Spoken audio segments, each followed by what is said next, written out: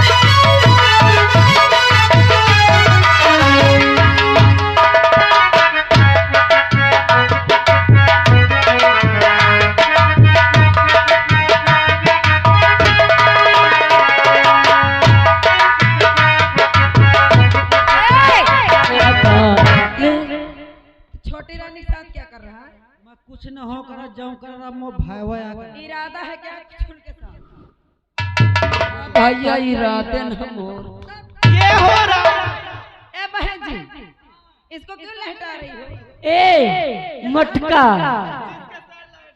ए मटका तुम्हारे साथ तो लौला हटा ए मटका मटकी के बहन जी बहुत हरामी इसके चक्कर में नहीं पड़ रहा हाँ आओ चलती हैं चलो और का जानू मैं सजनिया कैसे चमकेगी कब चंदनिया का जानू मैं सजनिया और चमकेगी कब चंदनिया घर में गरीब के उठाई न घूंघटा उठाई न घूंघटा उठाई न घूंघटा चांद देख ले उठाई न घूंघटा चांद देख ले सजनिया चमकेगी कब चंदनिया का जानू मैं सजनिया चमकेगी कब चंदनिया घर में गरीब उठाए लगूंगा उठाए लगूंगा उठाए लगूंगा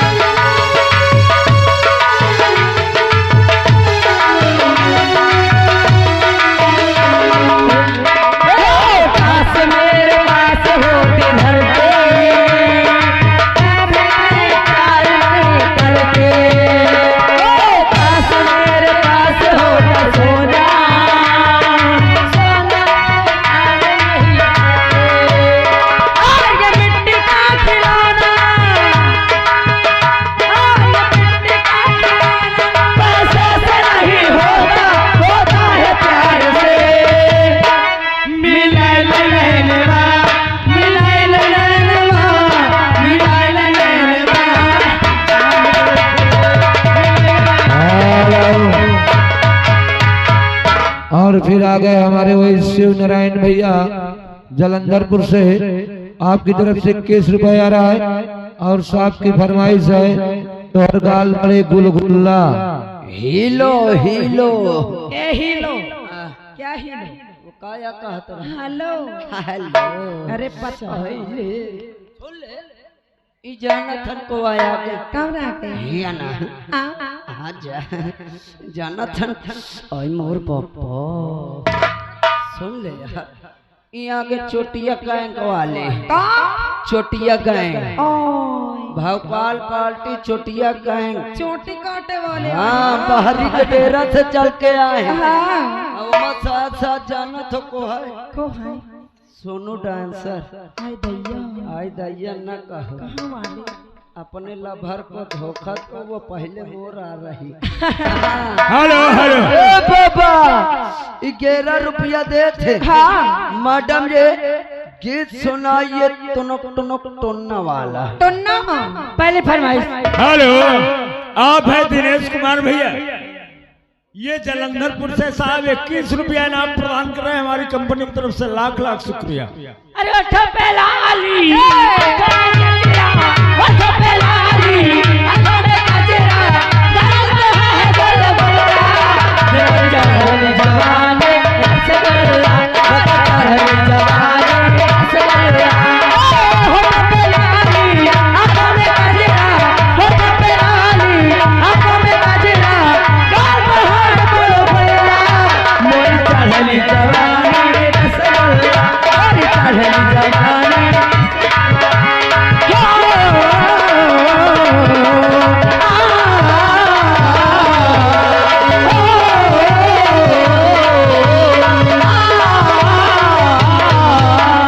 पल्लो लट गेर मारो, पल्लो लट गेर, पल्लो लट गेर मारो, पल्लो लट गेर।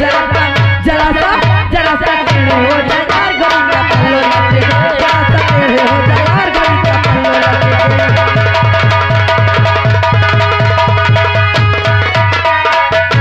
हेलो, राजू दीवाना मोछई मस्ताना, राजू दीवाना मोछई मस्ताना यही मेहुआ के डेरा से साहब 10 रुपया इनाम प्रदान कर रहे हैं। हेलो, यहाँ के गया निसाजे कोहारन के डेरा से। अच्छा अच्छा क्या कह रहे हैं? 11 रुपया दे रहा है मैडम जी।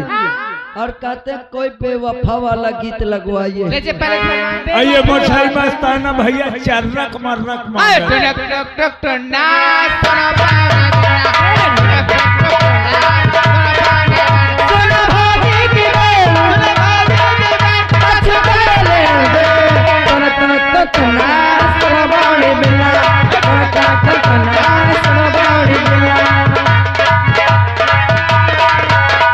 सागर में सब आ गए, मोहब्बत और क्या गए, बातें मिल गए डोरे, हम सागर में सब आ गए, मोहब्बत और क्या गए, मन के मिल गए गोरे, हमने में हर सागर। सुनो भाभी की बात, सुनो भाभी की बात, अच्छी सुना बाने बिना, सुना बाने बिना।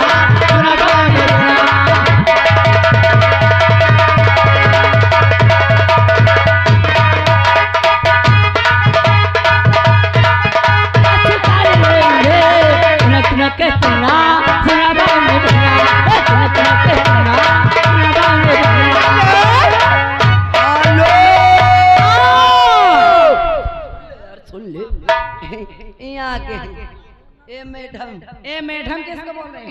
कहाँ यहाँ? सुन ले अब शेख निशा जी। हाँ। महामंडल। अच्छा। हाँ मैडम जी 51 रुपया दे रहा है। और कहा तो कोई बेहतरीन सा गीत सुनवाइए। हेलो हेलो हेलो, आप है मिथिलेश कुमार भैया, ये जलंधरपुर से हैं।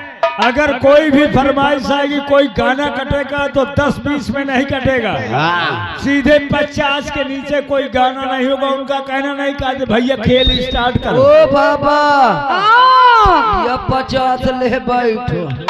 ए मैडम ये जा रहे 50 की बात। हाँ। इधर दूल्हे राजा के खास आदमी यही खास आदमी 50 देन है। कोई बेहतरीन सा गीत सुनाइए। और जो कहना है फरमाइश के माध्यम से कैसे? और बेवफा प्यार की राहों में मुझे छोड़ दिया, बेवफा प्यार की राहों में मुझे छोड़ दिया। कितना नाजुक है मेरा दिल, इसे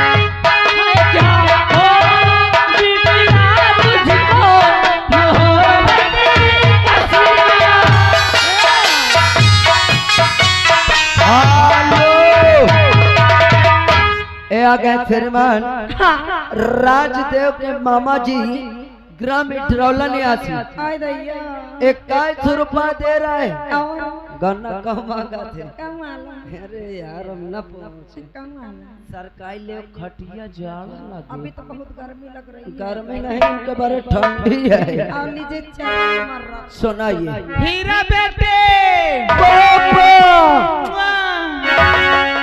नरम न सहारे लगे मैं प्यारे नजरिया तेरा